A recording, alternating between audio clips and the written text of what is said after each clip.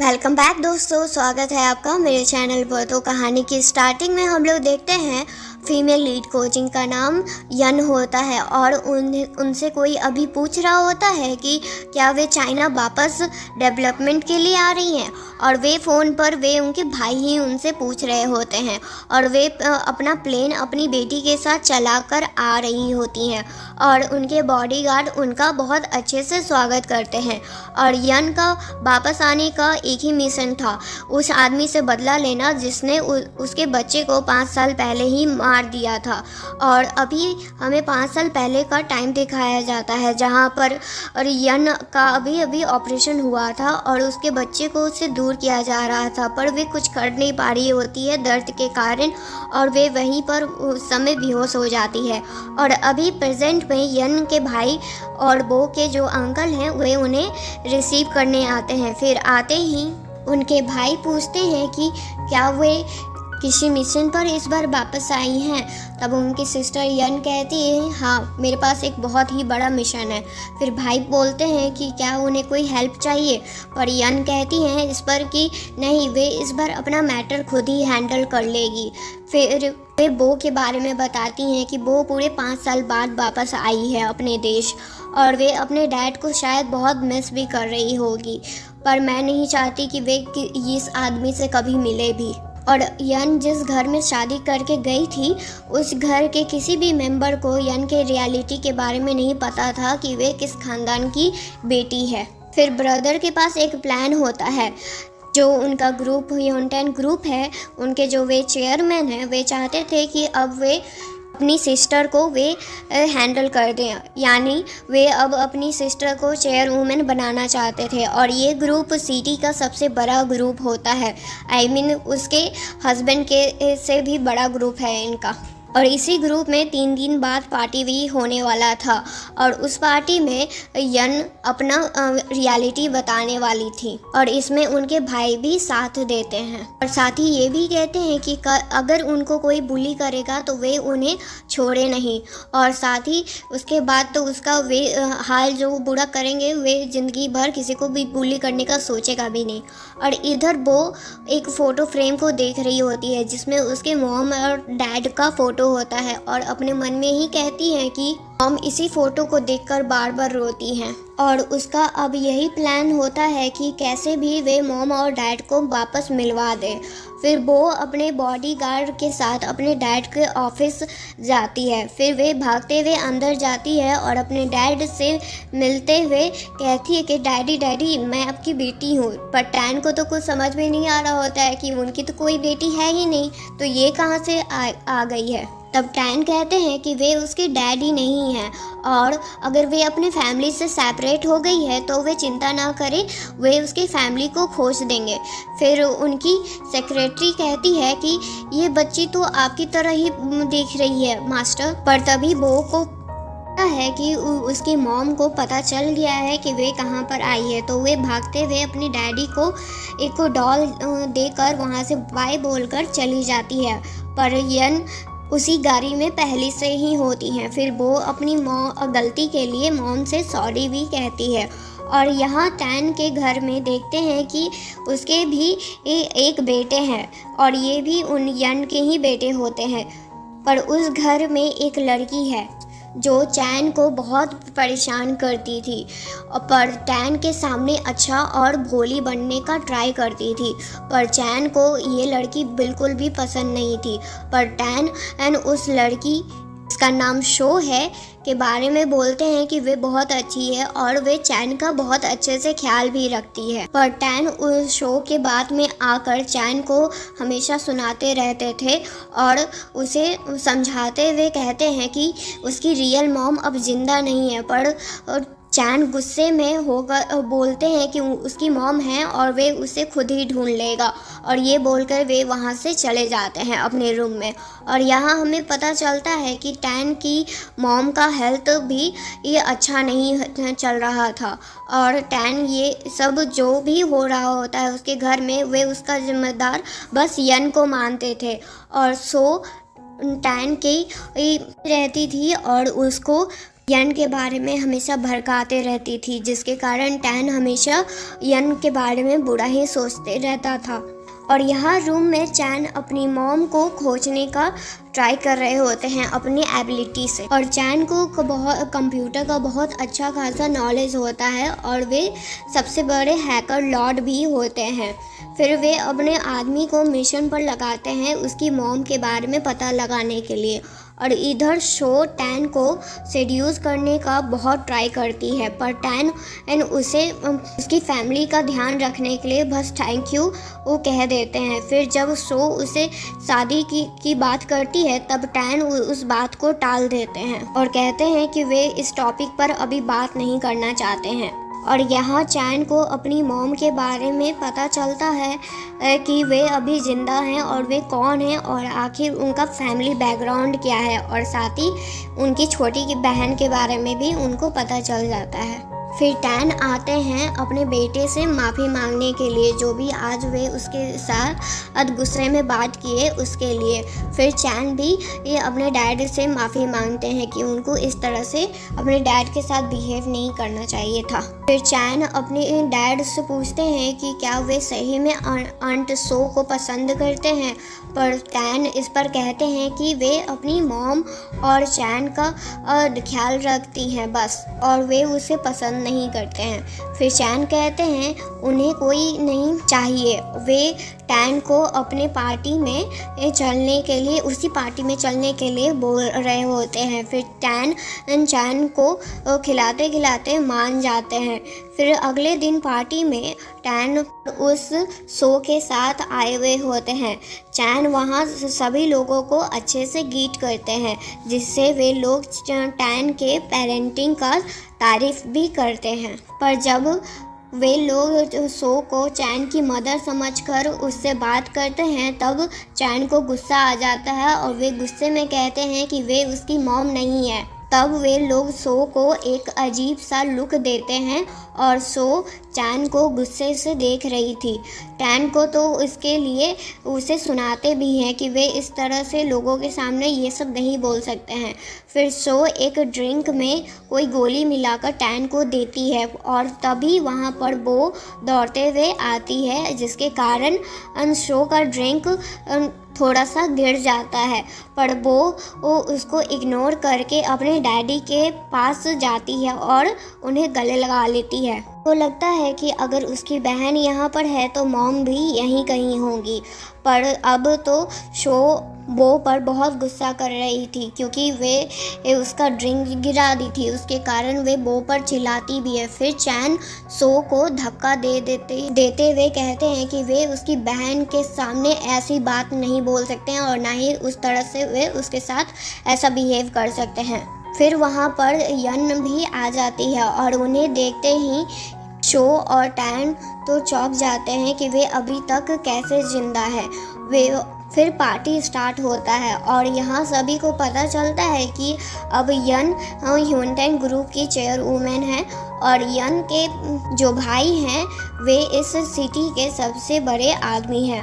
पर यहाँ अभी भी सभी को लग रहा होता है कि यन और जो उनके भाई हैं वे एक कपल हैं और यही चीज़ सोचकर शो तो जल रही होती है। पर टैन को लग रहा होता है कि यन ने उसे धोखा दिया था।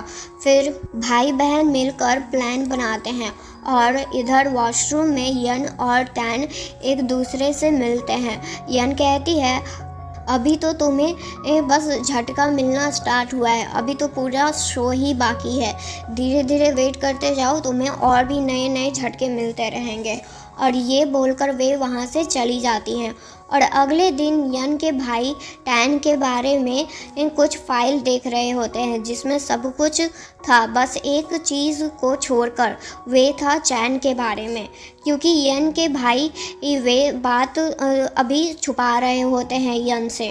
फिर कुछ दिनों बाद ही उन्हें कुछ पता लगने वाला था। पर तभी वहाँ पर यन के ऑफिस में टैन आते हैं और उसे धमकी देने लगते हैं कि आखिर वे उसके कंपनी से क्या चाहती है और उसके कंपनी को क्या उससे प्रॉब्लम हो रहा है जो उसने इतना बड़ा प्रोजेक्ट उसके कंपनी से छीन लिया। तब यन कहती है, अगर तुमको कोई हेल्प चाहिए तो तुम सीधे मेरे मुंह पर बोल सकते हो, इस तरह से धमकी देने की ज़रूरत नहीं है। बस तुम मुझसे भीख मांगोगे तो मैं तुम्हें तो सब कुछ दे दूँगी। फिर टैन यन के साथ फ्लर्टिंग करते हुए कहते हैं कि क्या अब तुम मुझे इस तरह से देखती हो कि मैं तुम्हारे सामने भीख मांगूंगा। पर तभी वहाँ उसके पास शो का कॉल आता है और वे घबराते हुए वहाँ से चले जाते हैं और यन अपनी सेक्रेटरी को टैन की कंपनी के बारे में पता लगाने के लिए कहती हैं। और इधर हॉस्पिटल में टैन आते हैं जहाँ चैन रूम के बाहर बैठे हुए होते हैं और रो रहे होते हैं और अंदर टैन की मॉम बेड पर होती है जिनका तबीयत अब बहुत ज़्यादा ख़राब हो गया था, तो जिनके कारण उनको हॉस्पिटलाइज करना पड़ा था। और टैन के आते ही शो अपना एक्टिंग करना स्टार्ट करती है कि उसको तो कुछ पता ही नहीं था कि मॉम का अचानक से तबीयत कैसे ख़राब हो गया। पर टैन शो को कुछ नहीं कहते हैं और फिर शो कंपनी के बारे में कुछ बताते हैं शो को। वे भी तब जब शो उनसे कंपनी के बारे में पूछती है कि कंपनी का क्या हाल चल रहा है, तब टैन इस पर कहते हैं कि अच्छा है कि तुम वेल्दी फैमिली से हो जो मेरी हेल्प कर सकती हो अभी थोड़ी सी। और ऐसे ही उसका बहुत तारीफ़ कर रहे होते हैं टैन। और इधर यन भी मॉम से मिलने के लिए आ चुकी होती है, पर चैन उन्हें देखते ही मॉम मॉम कहने लगते हैं। पर अभी यन को नहीं पता होता है कि वे उन्हीं के बेटे हैं। पर तभी वहाँ पर टैन आते हैं और उन्हें लगता है कि वे यन चैन को बुली कर रही है, तो वे यन को बुली करते हुए कहते हैं कि वे उनके बेटे से दूर रहे, उनके पास आने की ज़रूरत भी नहीं है उसे। और फिर शो यन को बताती है कि चैन उन्हीं के बेटे हैं और ये जानकर वे बहुत खुश होती है कि उनका बेटा मरा नहीं था, वे ज़िंदा है अभी तक। फिर यन मॉम का ख्याल रखने के लिए अंदर जाती हैं और मॉम उन्हें एक इम्पॉर्टेंट बात बताती हैं डैड के बारे में कि इस शो ने ही उनके डैड को मार दिया था और सारा इल्ज़ाम हम यन पर लगा दिया था। पर अभी उनके पास कोई भी प्रूफ नहीं था जिससे वे शो का ये गुनाह कबूल करवा सकते थे। पर तभी वहाँ पर यन की सेक्रेटरी आती है और वे उनको एक इम्पॉर्टेंट न्यूज़ बताती हैं कि शो फैमिली अब टैन की हेल्प कर रही है अभी। बस एक रीज़न से शो अपना शादी टैन के साथ फिक्स कर लेगी इसी कारण से। तब यन को नहीं समझ में आता है कि आखिर बे फैमिली के पास इतना पैसा कैसे आया जो यन के खिलाफ जाने के लिए वे उठ गया है। फिर यन इसके बारे में पता लगाने के लिए कहती हैं और साथ ही चैन के बारे में भी। और यहाँ घर पर चैन अपनी मॉम के लिए टैन से लड़ रहे होते हैं और टैन उस पर गुस्सा हो रहे होते हैं कि वे उस औरत के बात में आ गया है। और ये सब देखकर शो को बहुत मज़ा आ रहा होता है। फिर चैन के जाने के बाद शो फिर से यन के बारे में टैन को भड़का रही होती है। फिर इधर चैन अपनी बहन के साथ मिलकर प्लान बना रहे होते हैं अपने डैड और शो का शादी तोड़ने के लिए। पर शो सब कुछ सुन लेती है बाहर से। वो से मिलने यन आती हैं। फिर अगले दिन वो अपने फर्स्ट डे स्कूल के लिए रेडी होती हैं और साथ ही अपनी मॉम को भी रेडी होने के लिए कहती हैं। और इधर चैन अपने डैड को एक बेगर की तरह रेडी करते हैं और चलने के लिए वैसे ही बोलते हैं। फिर अब स्कूल में भाई बहन एक दूसरे से मिलकर तो बहुत खुश होते हैं, पर टैन और यन मिलते ही लड़ने लगते हैं और चैन और वो मिलकर प्लान के बारे में आगे बात करते हैं। फिर कुछ समय बाद उन दोनों को एक लड़का परेशान करता है, तब वे दोनों उससे बहुत अच्छे से लड़ते भी हैं। तब वहाँ पर पहले तो टैन आते हैं और उसे उस लड़के की मॉम से लड़ते हैं, पर जब उस लेडी को पता चलता है कि वे कौन हैं, तब वे अपने बेटे को ही माफ़ी मांगने के लिए कहती हैं। और उसी समय यन आती हैं और अपने बेटे को देखकर बहुत खुश होती हैं क्योंकि वे अब कंफर्म हो चुकी थी कि वे उन्हीं के बेटे हैं चैन। फिर वो यन को अम्यूज़मेंट पार्क चलने के लिए बोलती है। फिर चैन के से यन चलने के लिए पूछती है, पर टैन उन्हें यन के साथ जाने के लिए मना कर देते हैं। फिर बो टैन को भी साथ चलने के लिए मना लेती है। फिर बो और चैन हॉर्स राइडिंग एंजॉय करते हैं, पर टैन और यन के बीच में थोड़ा तू मैं हो जाता है। फिर यन टैन का मजाक उड़ाते हुए कहती है कि उसका कंपनी के पास तो अब ज़्यादा पैसा ही नहीं है और ना अब वे शायद कुछ कर सकता है, और अगर वे चाहे तो वे उन्हें पैसा दे सकती हैं अगर वे उनके साथ एक अच्छा खासा कॉन्ट्रैक्ट साइन कर ले तो। पर इस पर टैन कहते हैं कि उनको उसके पैसे की कोई ज़रूरत नहीं है। फिर बच्चे अपने मॉम डैड के साथ अच्छा टाइम स्पेंड करते हैं, पर जब टैन उन लोगों के लिए आइसक्रीम लेने जाते हैं तब यन अपने बेटे चैन को प्यार से देख रही होती है। फिर वो कहती है कि तो मॉम, आपको अब सब सच पता चल गया है। तब यन हैरानी से उन दोनों को देखती हैं और कहती हैं कि तुम दोनों को पहले से ही पता था। फिर चैन कहते हैं, आपको तो सब पता चल गया है मॉम, पर डैड को अभी तक कुछ नहीं पता है। फिर यन उन्हें उस बात का टेंशन ना लेने के लिए कहती हैं और उनके बारे में पूछती हैं कि वे इतने साल से कैसे रह रहे थे। फिर उन्हें पता चलता है कि सो उनके बेटे को बहुत परेशान किया करती है। तब उन्हें बहुत गुस्सा आ रहा था उस शो पर, और चैन से टैन के बारे में भी पूछती हैं कि वे क्या अभी कर रहे हैं और उनकी हेल्प वे क्यों नहीं करते हैं। तब चैन इस पर कहते हैं कि डैड हमेशा बिज़ी रहते हैं और वे हमेशा बुरे हेल्थ में रहते हैं, जिसके कारण डैड ने शो को हमारे घर पर रखा हुआ है हमारा ध्यान रखने के लिए, पर वे हमारा ध्यान तो नहीं रखती है, बस दिन रात हमें बुली करते रहती है, मुझे और दादी माँ को भी। और ये सब जानकर यन को तो चैन के लिए बहुत बुरा लग रहा होता है कि वे उनके साथ उस समय नहीं थी जब चैन को उनका साथ की बहुत ज़रूरत थी। पर चैन कहते हैं कि इसमें उनकी कोई गलती नहीं है मॉम। फिर यन चैन से अपने साथ चलने के लिए पूछती हैं। तब चैन कहते हैं, क्या वे डैड से लड़ना बंद नहीं कर सकती हैं, क्योंकि वे अपने मॉम और डैड दोनों के साथ रहना चाहते हैं और साथ ही अपनी बहन के साथ भी। पर तभी उनकी मॉम को कोई किडनैप कर लेता है और बच्चे को वहाँ पर ही छोड़ देता है, पर बच्चे किसी तरह से भी बच जाते हैं और अब वे चैन अपने काबिलियत से मॉम का पता लगा लेते हैं कि वे आखिर हैं कहाँ।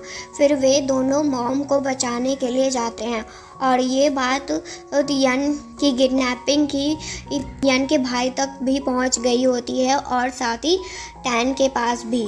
फिर भाई उन्हें बचाने के लिए जाते हैं और वे तीनों को बचा लेते हैं और तभी वहाँ पर टैन भी आ जाते हैं, पर टैन चैन को सही सलामत देखकर बहुत खुश होते हैं, पर यन के बारे में जानकर भी वे खुश होते हैं कि वे सही सलामत है, पर यन के सामने वे कुछ नहीं दिखाते हैं कि वे उनकी फिक्र करते हैं। पर यन के भाई को देखकर वे बहुत गुस्सा करते हैं कि वे आखिर वहाँ पर क्या कर रहा है। फिर टैन और चैन को अपने साथ लेकर जा रहे होते हैं, तब यन ऐसा नहीं करने देती है। फिर यन कहती है कि वे चैन को अपने साथ ना ले जाए, वे उनके भी बेटे हैं। तब टैन कहते हैं, तो तुमको शुरू से पता था कि वे उनके बेटे हैं, इसलिए तुम चैन के आगे पीछे भटक रही थी, और अगर तुमको चैन से इतना ही प्यार था तो तुमको तो हमें छोड़कर जाना ही नहीं चाहिए था कभी, और ना ही अपने डेथ का झूठा खबर फैलाना चाहिए था। फिर यन कहती है, तुमको कैसे पता चलेगा कि मैं किस हाल में थी और किस तरह से मैं रह रही थी? तुमको तो बस अपना ध्यान था और अपनी वे गर्लफ्रेंड का, और तुमने तो अभी तक आज तक चैन का ख्याल भी नहीं रखा है ठीक से, और तुम अच्छे पिता बनने के काबिल भी नहीं हो, तो चैन को मेरे साथ ही रहने दो। तुमको तो ये तक तो नहीं पता है कि चैन तुम्हारे जाने के बाद चैन के साथ क्या क्या होता है तुम्हारे पीठ पीछे, और वे शो क्या बुरा हाल करती है तुम्हारे मॉम के साथ और चैन के साथ। ये सब अभी जो किडनैपिंग हुआ वे भी उसने ही करवाया है, पर टैन को यन के किसी भी बात पर बिलीव नहीं हो रहा होता है। तब यन कहती है कि मैंने तुमसे प्यार किया था, पर ये सबसे बड़ी गलती थी मेरे जो मैंने तुमसे प्यार किया। मैं तो ये तो जानती थी कि तुम बेवकूफ़ हो, पर मैं ये नहीं जानती थी कि तुम महा बेवकूफ़ हो। पर टैन अब सो को कॉल करते हैं और उससे पूछते हैं कि वे आखिर कहाँ पर है, और फिर वे जैसा बोलती है वे टैन उस पर बिलीव कर लेते हैं बेवकूफ़ की तरह, और यन को ही सुनाने लगते हैं कि वे जानकर शो पर गलत इल्ज़ाम लगा रही है। फिर अब यन टैन को कह देती है कि वे अपने बेटे को वापस लेकर रहेगी, और टैन वहाँ से चैन को लेकर चले जाते हैं। और इधर शो किसी के साथ मिलकर प्लानिंग बना रही होती है, और अब रात में यन को बो को सुना रही थी कि वे इतना ख़तरनाक काम कैसे कर सकती हैं, वे किसी बड़े पर ये सब छोड़ सकती थी, वे किडनैपिंग के प्लेस पर खुद से क्यों आई, वे भी अपने भाई के साथ। और तभी यन के पास खबर आता है कि टैन की मॉम अब वापस बोल सकती हैं, जो जानकर यन बहुत खुश होती है। फिर यन अपने भाई को बो का ख्याल रखने के लिए कहती हैं, और वे अब टैन और शो के वेडिंग के लिए ना भूलने वाला गिफ्ट का प्रिपेयर करना चाहती थी, जो टैन को और उस शो को हमेशा याद रहेगा। और जब वे दोनों बात कर रहे थे तब एक उनके घर की नौकर उनका सारा बात सुन लेती है और उसी आदमी को जाकर बताती है जिसके साथ शो और उसके डैड मिलकर प्लानिंग बना रहे थे। और अगले दिन जब यान के भाई बो को स्कूल से लेने जाते हैं तब उन्हें पता चलता है कि बो तो वहाँ पर है ही नहीं, और बो के लोकेशन के हिसाब से वे वहीं पर थी जहाँ पर आज टैन और शो का शादी होने वाला था। और यहाँ टैन और शो पार्टी का एंजॉय कर रहे थे, और तभी वहाँ पर बो आती है और यहाँ चैन भी अपने घर से भाग जाते हैं पार्टी में जाने के लिए, और उसी जगह पर और आ जाते हैं। और यहाँ शादी स्टार्ट होने ही वाला होता है, और शो आज बहुत खुश थी। और तभी वहाँ पर यन की एंट्री होती है, जो वहाँ किसी को वो भी पसंद नहीं आ रहा होता है कि आखिर वे यहाँ पर क्यों आई है। फिर उन दोनों थोड़ा सा कुछ समय के लिए फ़ाइट होता है। फिर शो अपना ब्लैकमेलिंग वाला काम शुरू करती है टैन पर, और ये टैन भी बेवकूफ़ की तरह हर बार उसकी चाल में आ जाते हैं और यन को सुनाने लगते हैं, और यन पर गुस्सा उतारते हुए कहते हैं कि यहाँ से चली जाओ, तुम्हारा यहाँ पर कुछ काम नहीं है, जिससे यन को तो बहुत बुरा लगता है। फिर यन टैन को बताती है कि उसके पास एक प्रूफ है जो भी शो ने उसके कंपनी के साथ किया है, पर शो के डैड वे पेन ड्राइव लेकर अपने ड्रिंक में डाल देते हैं और ऐसा एक्टिंग करते हैं कि गलती से मिस्टेक से वे ड्रिंक में डाला गया पेन ड्राइव, कहते हैं कि ऐसा कुछ भी नहीं कर सकती है, और ये पेन ड्राइव में जो भी फाइल होगा वे सब नकली ही होगा। फिर यन कहती है पब्लिक के सामने ही आपने प्रूफ को डिस्ट्रॉय कर दिया, क्या आपको शर्म नहीं आता है, और आपने क्या सबको बेवकूफ़ समझ रखा है। फिर शो अपना एक्टिंग करने लगती है और टैन को अपने चाल में ले आती है। फिर यन किसी को बुलाती हैं वहाँ पर जो टैन की मॉम होती हैं, और उनको यन के भाई ही लेकर आते हैं अंदर, और टैन अपनी मॉम को थोड़ा सा अच्छे हेल्थ में देखकर बहुत खुश होते हैं, जो अब वो बोल भी सकती हैं, पर शो का हालत ख़राब हो रहा था वहाँ पर। फिर मॉम टैन को सारा सच बता देती हैं कि उसके ग्रैंपा को किसने मारा था, और तब पर फिर तभी वहाँ पर उन्हें सभी को पता चलता है कि वो किडनैप हो चुकी है, और उन्हें उस किडनैपिंग आदमी के बारे में भी पता चल जाता है, और वे तीनों वहाँ पर एक साथ जाते हैं बो को बचाने के लिए, और ये काम उसी आदमी ने किया हुआ होता है। फिर वे लोग उस आदमी से फाइट करते हैं और दोनों बच्चों को बचा लेते हैं, क्योंकि चैन भी वहाँ पर अपनी बहन को बचाने के लिए पहले पहुँच चुके होते हैं।